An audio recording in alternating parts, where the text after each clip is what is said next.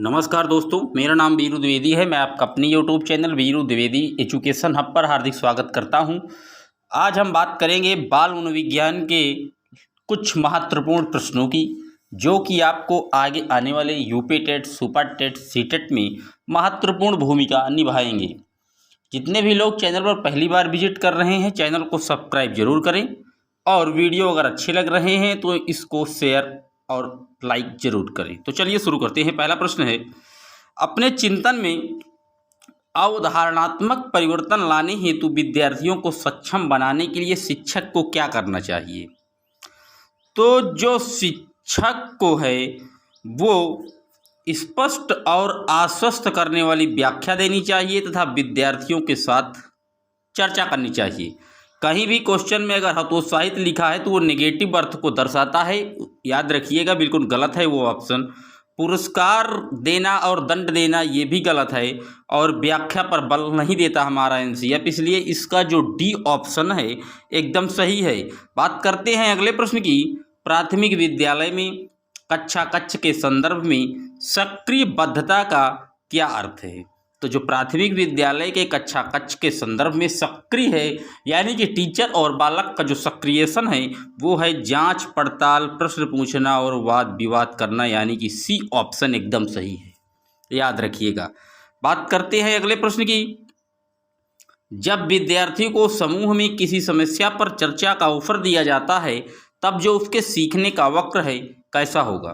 तो जो विद्यार्थी किसी ग्रुप में, पीयर ग्रुप में शेयरिंग करते हैं, अपने विचारों को अभिव्यक्त करते हैं, आदान प्रदान करते हैं, तो उससे जो उनका लर्निंग का एक वक्र है, कर्व है, वो बेहतर होगा। इसके लिए ए ऑप्शन एकदम सही है। ग्रोथ होगी, उसके ज्ञान नॉलेज में इम्प्रूवमेंट होगा, इसलिए ए ऑप्शन एकदम सही है। बात करते हैं अगले प्रश्न की। विकास की गति में एक व्यक्ति से दूसरे में भिन्न होता है किंतु एक डैश डैश का पालन करता है। विकास जो है वो हमेशा क्रमबद्ध और व्यवस्थित नमूने का पालन करता है दोस्तों, डी ऑप्शन एकदम सही है। बात करते हैं अगले प्रश्न की। छोटे विद्यार्थियों को कक्षा कक्ष में समवयस्कों के साथ अंतःक्रिया करने के लिए प्रोत्साहित करना चाहिए, जिससे जब बालक जो है अपने समसाथी के साथ अंतःक्रिया कर रहे हैं, किसी सब्जेक्ट से रिलेटिव बात कर रहे हैं या किसी और टॉपिक पर बात कर रहे हैं, तो वो पढ़ने के दौरान कहीं ना कहीं सामाजिक कौशल भी सीख रहे हैं। इसका डी ऑप्शन एकदम सही है। बात करते हैं अगले प्रश्न की। जब एक निर्योग्य बच्चा पहली बार विद्यालय आता है तो शिक्षक को क्या करना चाहिए? तो जब कोई बालक जो है वो डिसेबिलिटी से ग्रस्त है, मान लीजिए विकलांग है या मानसिक मंदता का शिकार है, तो शिक्षक को उसके सहकारी योजना विकसित करने के लिए बच्चे के माता पिता के साथ चर्चा करनी चाहिए। डी ऑप्शन एकदम सही है। बात करते हैं अगले प्रश्न की। निम्नलिखित में से कौन सा बाल विकास का एक सिद्धांत नहीं है? तो जो बाल विकास का एक सिद्धांत है वो है बाल विकास के सभी क्षेत्र महत्वपूर्ण है, बिल्कुल सही है। सभी विकास परिपक्वन तथा अनुभव की अंतःक्रिया का परिणाम है, बिल्कुल सही है। सभी विकास एक क्रम का पालन करते हैं, बिल्कुल सही है। लेकिन सभी विकास तथा अधिगम एक समान गति से आगे बढ़ते हैं, ये जरूरी नहीं है दोस्त। क्योंकि मान लीजिए जुड़वा बच्चे हुए तो जरूरी नहीं है कि दोनों बच्चे जो है एक ही साथ बोलना शुरू करें, एक ही साथ जो है उनके जो है आईक्यू लेवल हो, ऐसा कुछ नहीं है। क्योंकि व्यक्तिगत विभिन्नता हर व्यक्ति में, हर मनुष्य में मौजूद होती है, याद रखिएगा। इसका सी ऑप्शन एकदम सही है। बात करते हैं अब अगले प्रश्न की। निम्नलिखित में से कौन सा आकलन करने का सर्वाधिक उपयुक्त तरीका है? तो जो आकलन है वो हमेशा शिक्षण अधिगम प्रक्रिया में क्या होना चाहिए? अंतर्निहित होना चाहिए। हम जैसे बालक को क्लास में पढ़ाते हैं तो पढ़ाने के दौरान ही हम उनसे उस टॉपिक से रिलेटेड क्वेश्चन और आंसर का तर्क वितर्क करते रहते हैं। तो ये क्या है? ये पढ़ाने सिखाने के साथ ही साथ क्या कर रहे हैं?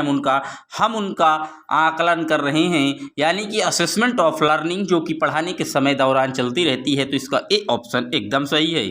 बात करते हैं अगले प्रश्न की। 14 वर्षीय देविका अपने आप से पृथक स्वनियंत्रित व्यक्ति की भावना को विकसित करने का प्रयास कर रही है। वो क्या विकसित कर रही है? वो जो विकसित कर रही है वो स्वायत्तता को विकसित कर रही है, सेल्फ डिपेंडेंसी को विकसित कर रही है। बी ऑप्शन एकदम सही है। बात करते हैं अगले प्रश्न की। प्रगतिशील शिक्षा के संदर्भ में निम्नलिखित में से कौन सा कथन जॉन ड्यूबी के अनुसार समुचित है? तो जो जॉन ड्यूबी के अनुसार समुचित है वो है कि जिज्ञासा विद्यार्थियों के स्वभाव में अंतर्निहित नहीं है, अपितु उसका संवर्धन करना चाहिए। ये ऑप्शन एकदम सही है, याद रखिएगा। बात करते हैं अगले प्रश्न की। एक पीटी खेल शिक्षक जो है क्रिकेट के खेल में अपने विद्यार्थियों के फील्ड क्षेत्र रक्षण को सुधारना चाहता है। निम्न में से कौन सी युक्ति विद्यार्थियों को अपना लक्ष्य प्राप्त करने में सर्वाधिक सहायता करेगी?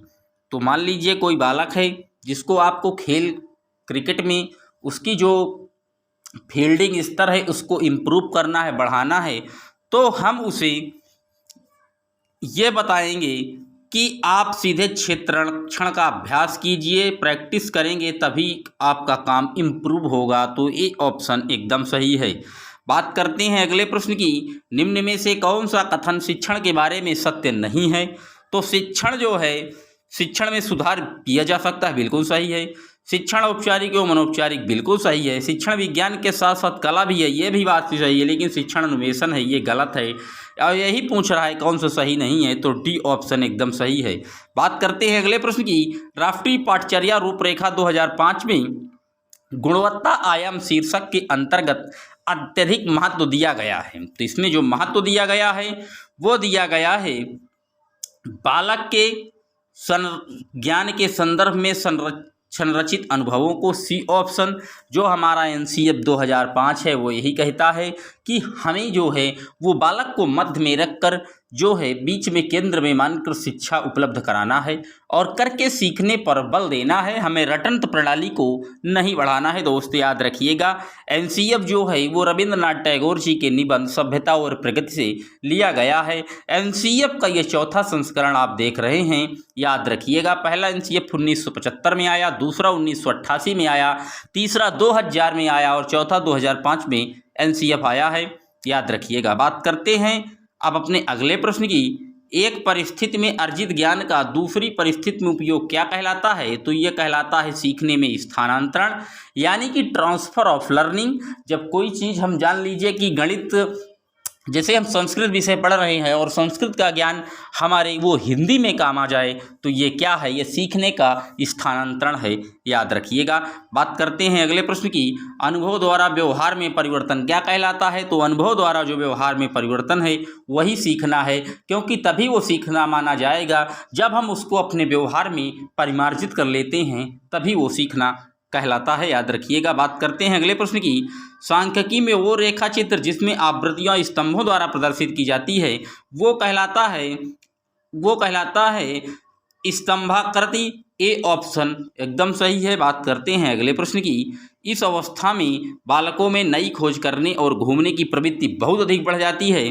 तो जो बालक है वो जो है उत्तर बाल्यकाल में बालक की खोज की प्रवृत्ति बहुत अधिक बढ़ जाती है और समवयस्कों का जो सक्रिय सदस्य है वो किशोरावस्था में बनता है, याद रखिएगा। किशोरावस्था को संघर्ष, तनाव, तूफान तथा विरोध की अवस्था स्टैनले हॉल ने कहा है, याद रखिएगा। लेकिन अगर पूछ ले कि किशोरावस्था को कठिन काल किसने कहा है, तो किलपैट्रिक का नाम याद रखिएगा। स्टैनले हॉल की एक बुक है जिसका नाम एडोलसेंस है, ये भी पूछी जाती है, तो याद रखिएगा। बात करते हैं अगले प्रश्न की। अधिगम अंतरण का थार्डाइक सिद्धांत कहा जाता है। तो जो अधिगम के थार्डाइक सिद्धांत का कहा जाता है उसको कहा जाता है अनुरूप तत्वों का सिद्धांत। बी ऑप्शन एकदम सही है। बात करते हैं अगले प्रश्न की। निम्न में से कौन सा वंशानुक्रम का नियम नहीं है? तो जो वंशानुक्रम का नियम नहीं है वो है अभिप्रेरणा। डी ऑप्शन एकदम सही है। बात करते हैं अगले प्रश्न की। मन का मानचित्रण संबंधित है।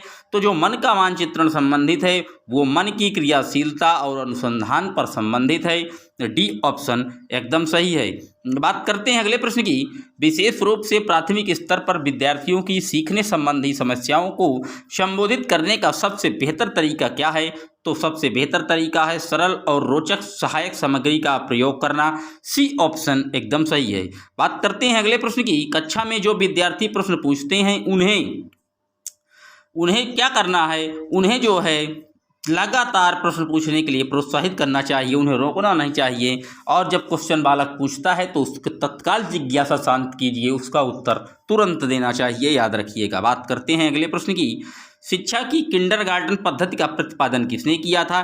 तो किंडरगार्टन के जनक फ्रॉबेल माने जाते हैं, जो कि जर्मनी के हैं। अगर पूछ ले कि आधुनिक खेल के विधि के जन्मदाता कौन है, तो वो कार्लवेल कुक का नाम आता है, याद रखिएगा। फ्राइड के अनुसार हमारे मूल्यों का अंतरीकरण कहाँ होता है? तो ये इदम में होता है, ए ऑप्शन सही है। फ्राइड जो कि मनोविश्लेषणवाद के जनक भी माने जाते हैं और लिबिडो के प्रबल समर्थक भी यही कहलाते हैं। इन्होंने चेतन, अचेतन और अर्धचेतन मन की बात की है और इन्होंने अचेतन मन को सर्वश्रेष्ठ बताया है, याद रखिएगा। इन्होंने जो है मूल प्रवृत्तियों की संख्या 2 बताई हैं, एरोस और थैनाटोस, ये भी आप याद रखिएगा। बात करते हैं अगले प्रश्न की। किस व्यवहारवादी ने कहा था कि मुझे नवजात शिशु दे दो, मैं उसे डॉक्टर, वकील, चोर या जो चाहूँ बना सकता हूँ? तो ये महान मनोवैज्ञानिक व्यवहारवाद के जनक G.B. वाटसन का कथन है, सी ऑप्शन एकदम सही है। बात करते हैं अगले प्रश्न की। ध्यान आकर्षित होने में डेड डैश की प्रमुख भूमिका होती है, तो उद्दीपन की जो सक्रियता है, ये जो है ध्यान आकर्षित करने में इसकी भूमिका प्रबल मानी जाती है, डी ऑप्शन एकदम सही है। बात करते हैं अगले प्रश्न की। छात्र में रुचि उत्पन्न करने की कला है, तो जो प्रेरणा है वो छात्र में रुचि उत्पन्न करने की कला कहलाती है। बात करते हैं अगले प्रश्न की। निम्नलिखित में किस अवस्था में बच्चे अपने समवयस्क समूह के सक्रिय सदस्य हो जाते हैं? तो किशोरावस्था में जो बालक है वो अपने समूह का सक्रिय मेंबर हो जाता है, याद रखिएगा। बच्चों के सीखने की प्रक्रिया में माता पिता को भूमिका निभानी चाहिए, बिल्कुल अग्रोन्मुखी भूमिका निभानी चाहिए, बिल्कुल आगे होना चाहिए अभिभावक को अपने बच्चों के साथ। बात करते हैं अगले प्रश्न की। विकास कभी ना समाप्त होने वाली प्रक्रिया है, यह विचार किससे संबंधित है? तो ये विचार जो संबंधित है ये निरंतरता से संबंधित है, यानी कि जो विकास है वो लगातार रेगुलर चलता रहता है दोस्तों, तो निरंतरता का सिद्धांत से संबंधित है। बात करते हैं अगले प्रश्न की। अपने चिंतन और समस्या समाधान को व्यवस्थित करने की क्षमता शामिल होती है, तो जो ये शामिल होती है ये मनोस्थिति में होती है, डी ऑप्शन एकदम सही है। बात करते हैं अगले प्रश्न की। शिक्षण में पाठ्यक्रम संबंधी क्रियाओं का प्रयोग जो है वो शिक्षण को रोचक, सुग्राह्य और प्रभावशाली बनाने के लिए किया जाता है, बी ऑप्शन एकदम सही है। बात करते हैं अगले प्रश्न की। संपूर्ण पाठ्यक्रम के सभी पक्षों के मूल्यांकन के लिए एक निश्चित समय में विद्यार्थियों की परीक्षा लेनी है, ऐसे में विद्यार्थियों से किस प्रकार के प्रश्न पूछना अधिक उचित है?